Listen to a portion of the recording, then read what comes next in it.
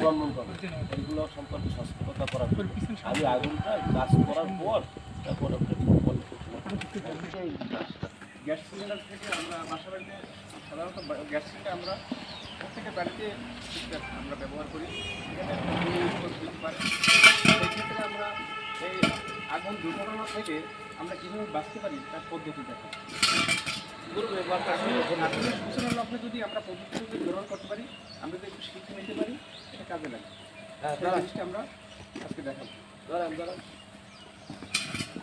ঠিক আছে সুন্দর করে চলো চলো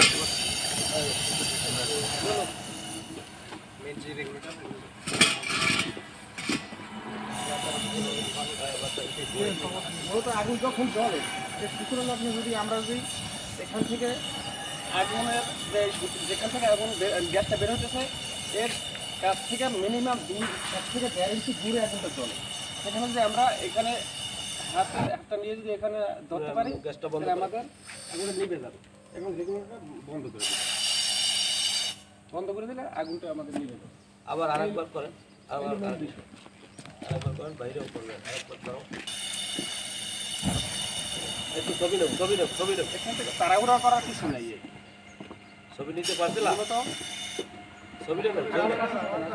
আবার দাও ছবিটা নিয়ে